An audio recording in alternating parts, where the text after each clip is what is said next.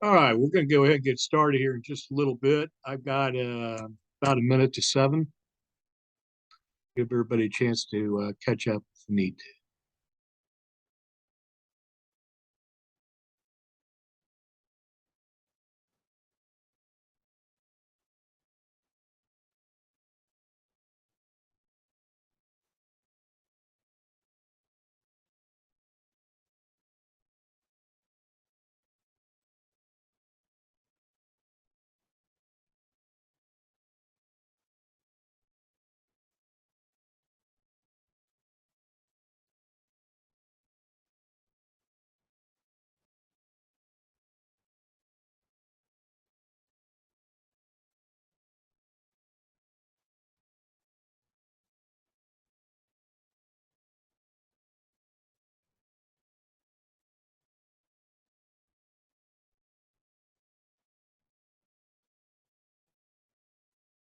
Okay, I've got 7 o'clock in the evening, 1900.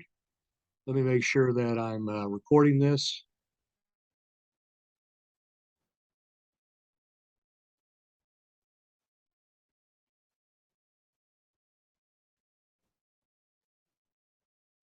Looks like I am.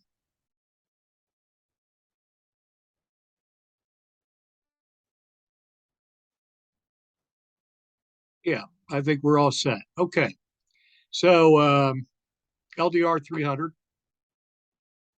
This is Tuesday, the 20th of September. This is our week, what, 5? Yeah, week 5 already. That's hard to believe. I'm more than halfway there.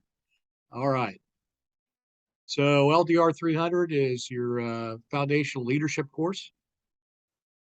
My name is Russ Jamison. I'm your adjunct professor for this course. You got right-hand side, you got my face looking at you there with the Meet the Professor.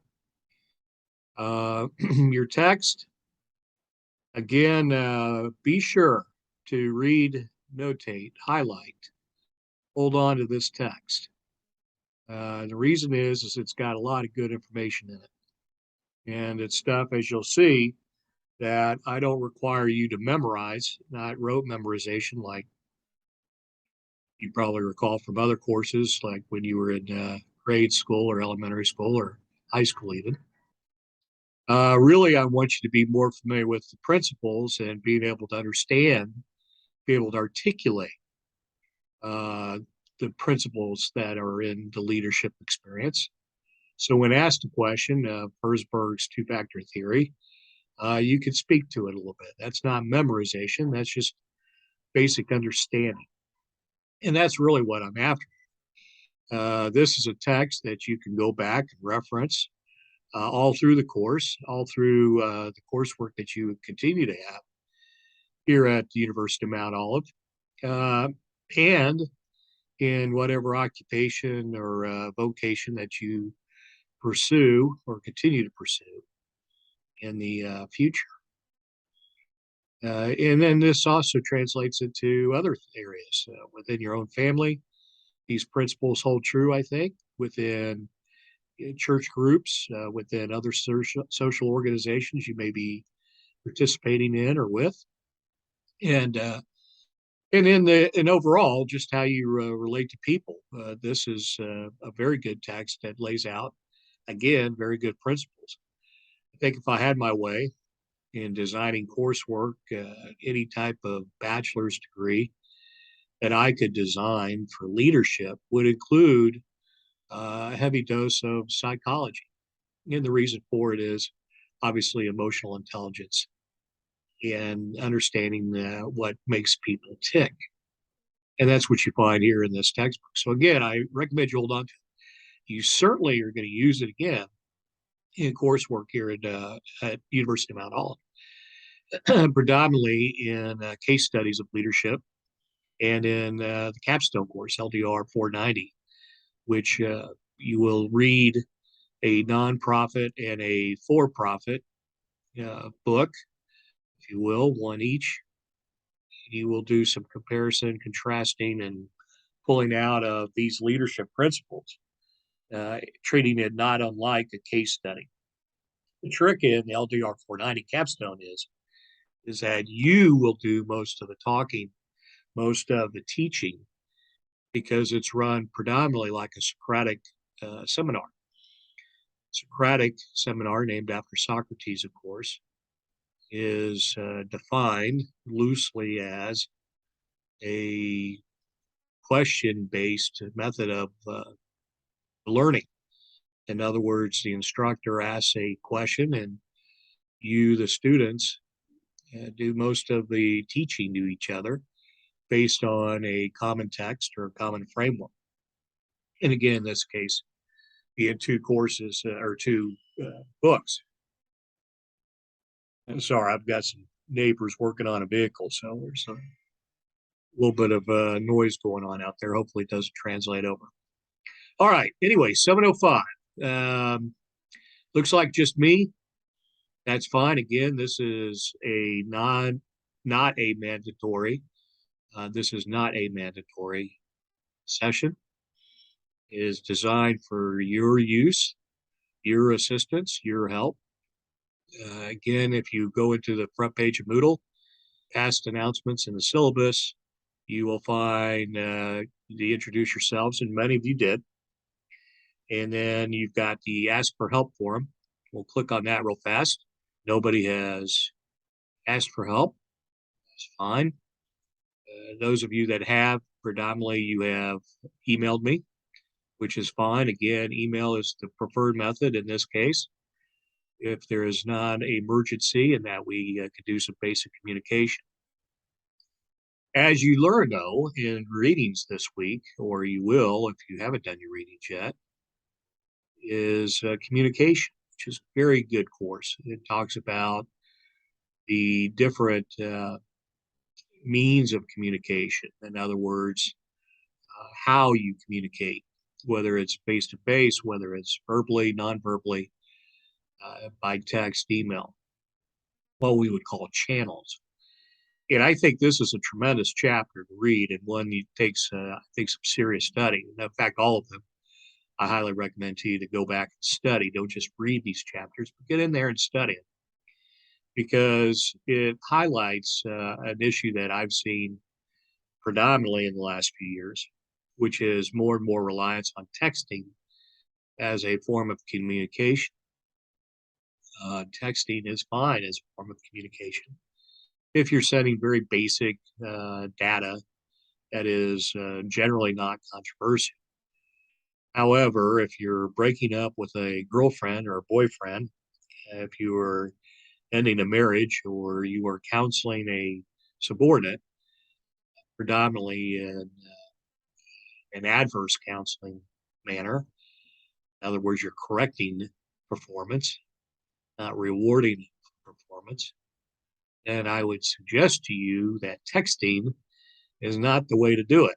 And yet I see it every day, and I see the ramifications of it. Anyway, so go look at those channels. Take a look at that particular chapter. I don't have it handy right here in front of me, although I have my textbook here.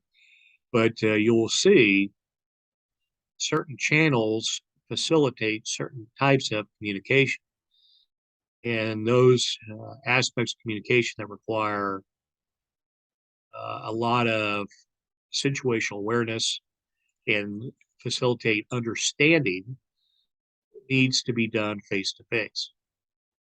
And that's does not preclude you from using other channels. You certainly can use a text to set up the meeting, for example, and then go from there, or perhaps send an email that says, hey, we're going to cover these issues. But don't try to do things on the cheap, if you will, and don't limit your listener when you don't have to. And it's very important to see somebody face to face for those nonverbal cues, right? All right. So Zoom session information is right underneath that. If you're trying to figure out how to join these Zoom sessions, then all you have to do is just click on Zoom session information. Let this load a little bit, since I am conducting a Zoom session, mine takes a longer to load. Scroll down and you should see a page that looks like this, which shows this course's meetings. Here's today's. Excuse me, I apologize. Late lunch. And these are hyperlinked. So you could click on that, click on start if you want. You can load Zoom and then enter this ID. So there's many different ways of getting it, but the simplest and easiest is just simply clicking. As you can see, my icon here has changed into a finger to click. And then you see the next ones each Tuesday, 1900, 7 p.m. And we will continue that. This is week 5, week 6, week 7, October the 4th, week 8, October the 11th. And that's it. So my goodness, we're getting close. So I'm going to talk about tonight, after the performance issue, just to let everybody know generally how you're doing. If you have specific questions for me, then by all means contact me or come on in. Excuse me, I'm going to take a drink here.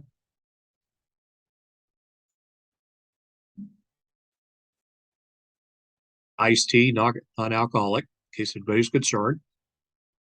No glamorization of alcohol here. So after I talk about that, I think I'm well served to talk about your final paper. So we'll do that. Okay. Anyway, that's Zoom. So come out of that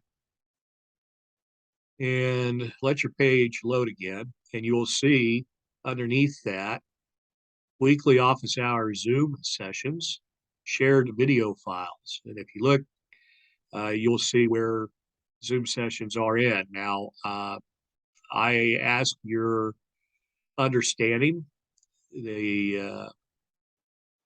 I have not conducted as many as I'd like. I've had some issues, some exigencies that have popped up.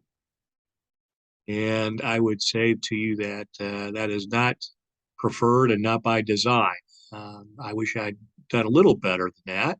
But I think in the end, you all are getting the information that you need or desire. At least I hope you are.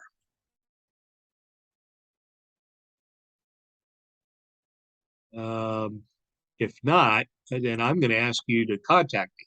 So when the course is finished,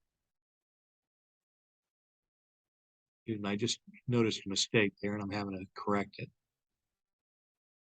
Yeah, there we go. Week 1, week 2, week 3, week 4. Okay, so then we'll have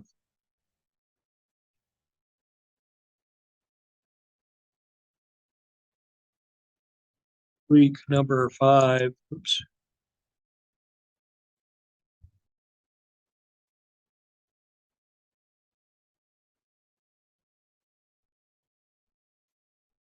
I'll be loading up here.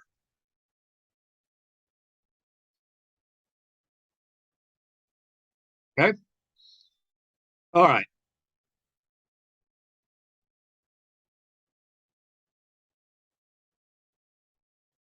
Since you're not there yet, of course, here's the rest of, well, here's your attendance participation. Let me talk about this participation here a little bit. A couple of you got hit on this last go around on the discussion forum. This is where this predominantly comes in. You are to post, obviously, your response to the questions, usually 2, sometimes 1. Everybody's doing a very good job of that, I think, and you're seeing what I'm looking for, majority of it. And you're getting your posts in on time, which is good. I would say to you that the more that you could get in depth, pulling out a text principle and applying that in your answer only helps. And then, of course, predominantly, I want to see you in it. So tell me what the exercise meant to you and the impact it would have on your ability to lead others. And quite frankly, take a look at it from that standpoint. In other words, take a look at that exercise as what if you had a subordinate go through that, was identified as that particular type of fill in the blank? What would that mean in your framework of leading that individual? If that person was more task oriented, for example, and you needed them to be more relationship oriented. So these are things that I think you should take a look at. Again, a lot of it is it's knowing yourself, no question about it. And please don't take what I'm saying as anything other than this is about you in those exercises. But expand it out a little bit. Take a look and explore it. Push your limits out a little bit.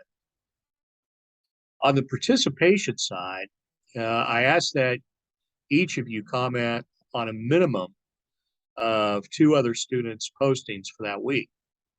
And you all are doing that. Some of you are doing more than 2, and you're to be commended, and your participation grade reflects that. If you're doing the minimum of 2, your participation grade is fine. You're doing what was asked. If you haven't posted on other students, then you will find your grade has been reduced. A variety of points. If in most cases, if you haven't posted on 2 other students' postings, then you would see your grade drop by as much as 10 points. And that's because of this participation. Okay, so don't get caught short, and just comment on others. It's not that hard. Again, I want to try to drive you away from too much of the, hey, I like it. That was me too type of response. Try to get in there as maybe an instructor and help expand it out or ask questions, demonstrate your knowledge of the topic.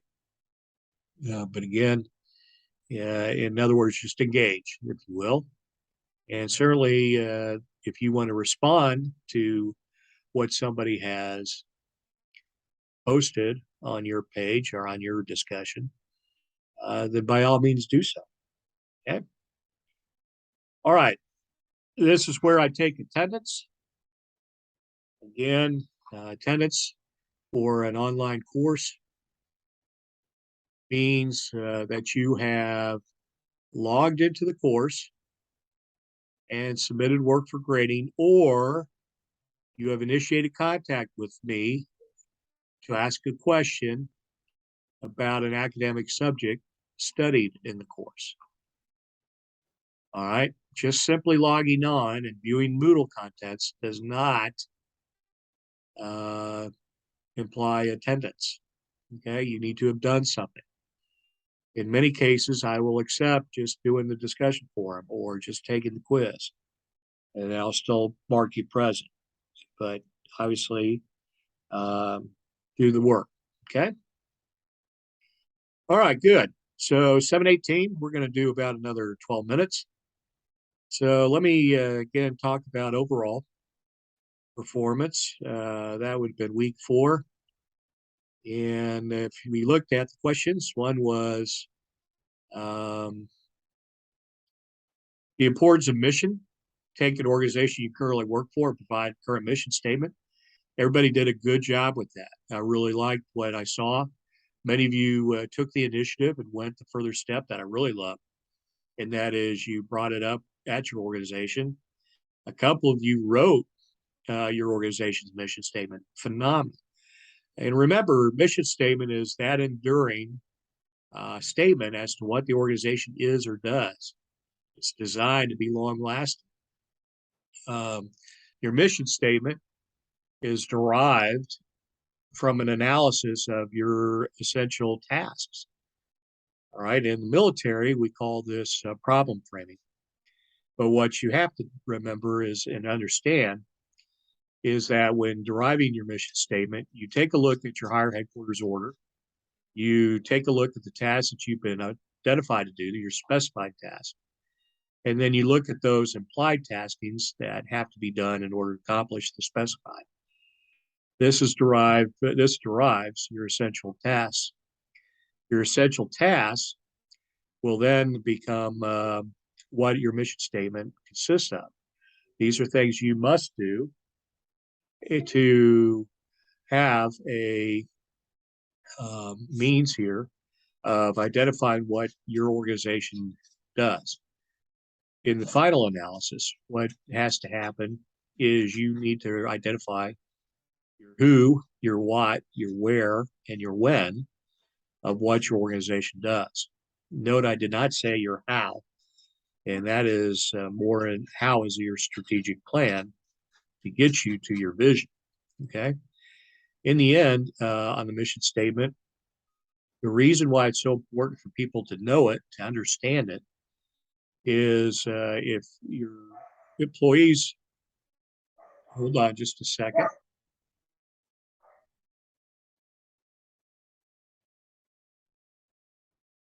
Okay, hold on here just a second. I need to share. Hold on here just a minute, please.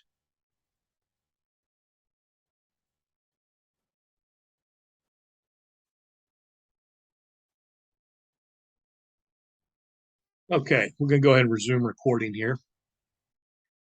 It's a slight distraction, no big deal. Anyway, so that's important for your people to know and understand. And then that's why the two ways that leaders in the organization more effectively communicate the mission. A lot of you picked up on that and did a fine job. Discussion question number 2, how might empowerment provide 3 key elements: sense of meaningfulness, sense of connection, sense of growth for an engaged workforce? And I responded to you on those. And why don't you take a look at the psychological factors and the job characteristics model in your answer? And some of you did, and did okay with that. Okay. All right. And then you have your leadership practice. You're to do 7.3 and 8.3. And then again, your quiz, everybody did fine on that. Okay. So let's come out of that and let's go ahead and take a look at week 5 and just make sure that we understand what the questions are, because you're to have those posted by tomorrow.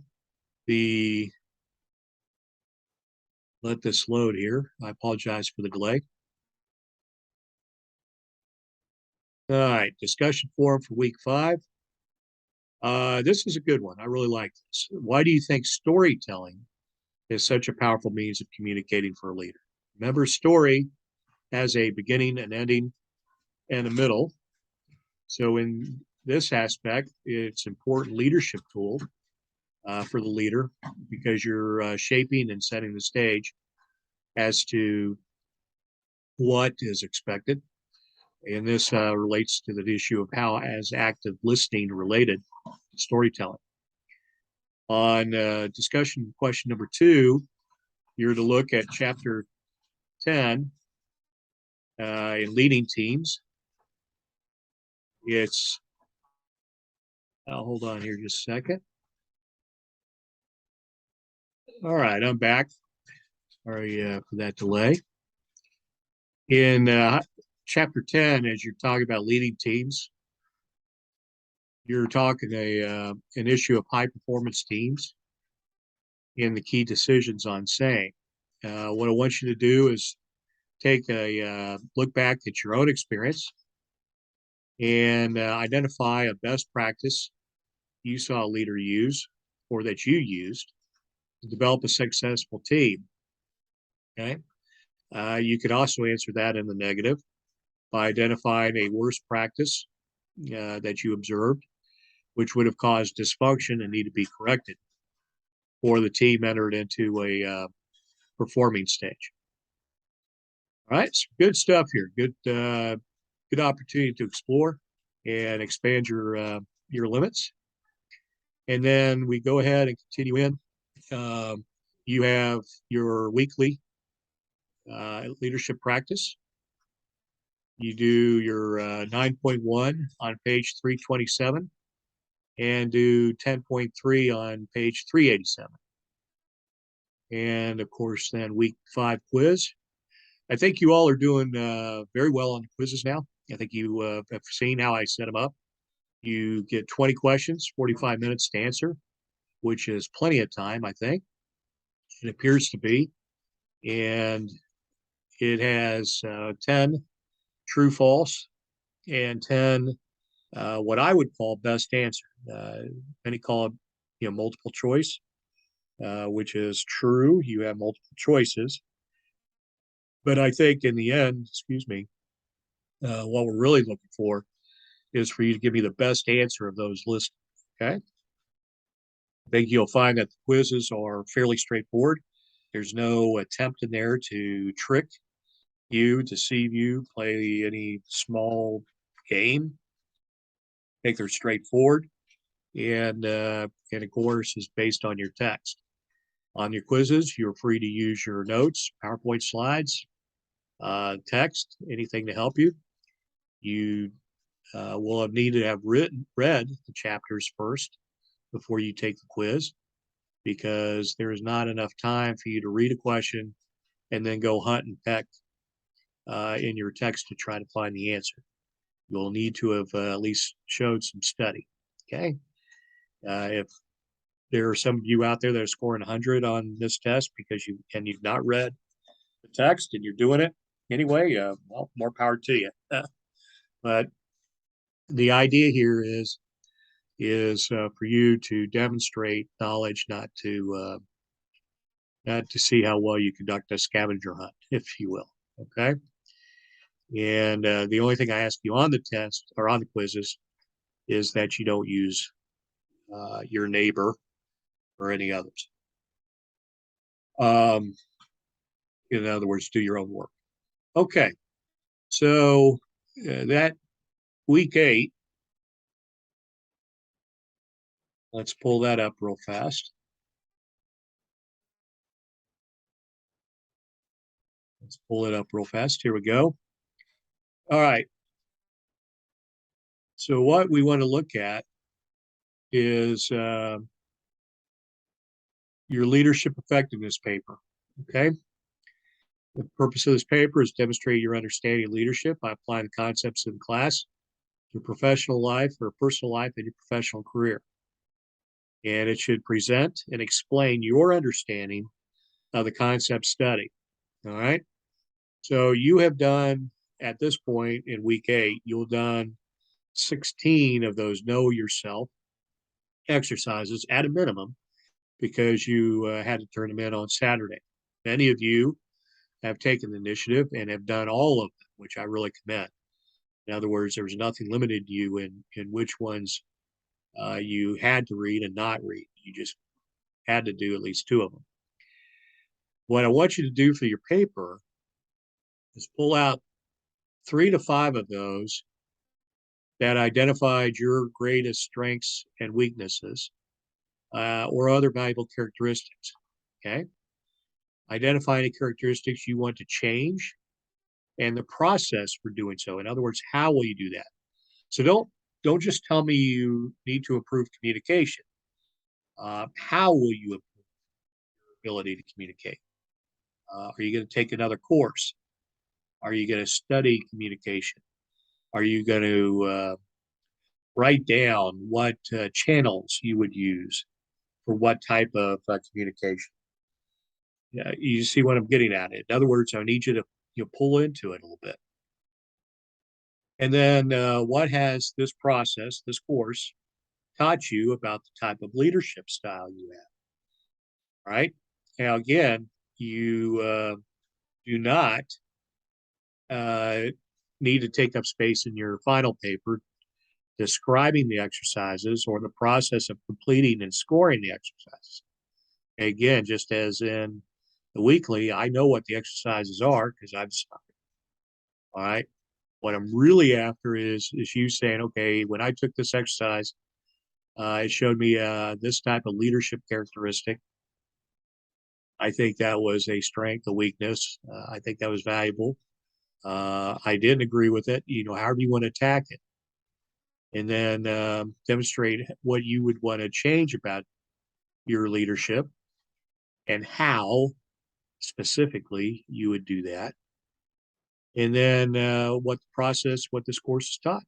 Okay. Again, all papers should be proofread. Microsoft will catch most spelling and grammatical errors, but not all. And it certainly doesn't know when you've used the wrong word, but have spelled that word right. Okay. It has a hard time with that. So make sure you, yes, certainly use Microsoft tools or whatever, grammatically or grammatity. Anyway, whatever app there is, and make sure you use proper citations. Again, if you are direct quoting something out of the text or another person, you must cite that person. Otherwise, you set yourself up for a charge of plagiarism. And we need to do this in concurrence with current APA standards. Have that paper uploaded by Sunday, 16 October, before midnight, in other words, by 23:59. If you want that paper turned in, you want to turn in that paper now, then certainly do so. And then submit with the cover sheet, table of contents, pages numbered with the cover sheet. Table of contents and reference pages do not count in your pages. Double spaced 1-inch margins and 12-point font. Okay. I highly recommend you use paragraph headers. Okay. To help organize your paper and assist your reader. Appropriate tables and figures may be used, but I would limit those. This is more of a discussion type of paper, not one that you need to show many fancy graphics on. Here are the sections for your paper, and that would be the paragraph headers I would use: leadership importance, leadership concepts, personal strengths and weaknesses, leadership plan, developing others. Okay. All right. Nobody's here, so that was a rhetorical okay. I see it's 7:33. I'm going to be bounced off of Zoom here just a few minutes.